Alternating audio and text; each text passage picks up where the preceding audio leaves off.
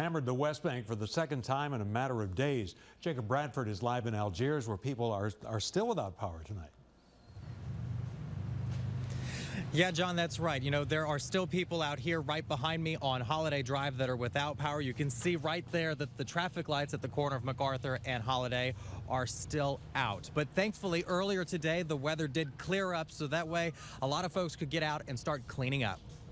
In the Maplewood subdivision in Harvey, Scott Comfort is dealing with a mess. We had an umbrella over here, and it fell over and messed everything up. We had like a glass table that it was sitting in, and I had put it down last night so the wind wouldn't blow it in case we got a bad storm, but it caught it anyway and busted the table up and threw everything around. Wednesday morning, strong winds blew over the West Bank of Jefferson Parish.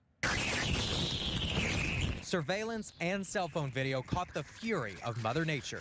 You know, it's starting to get louder and louder and more rain, and I finally decided I better peek out and see what's going on. In Old Harvey, David Townsend's house was dodging projectiles from his neighbors. I opened the door, and as soon as I opened the door, just hell broke loose. He knew from the sound of the storm it was not a tornado. You associate a train sound with a tornado, and I didn't hear that. It was just so strong, like it was just blowing. And it was nonstop for like 2 to 3 minutes, and then all of a sudden it just slowed down.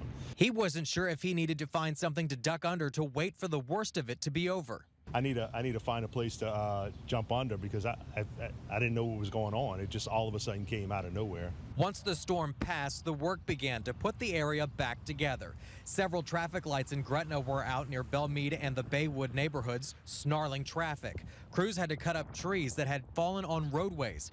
One had to be cut off the fence at the Shadow Lake Villas apartments. Scott Comfort's fence also saw damage and must be fixed once again after it was replaced several years ago.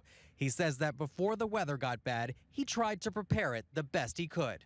I don't think I did as good a job maybe as I should have, but it's down now, so I'm going to have to try to figure out how to put it back up.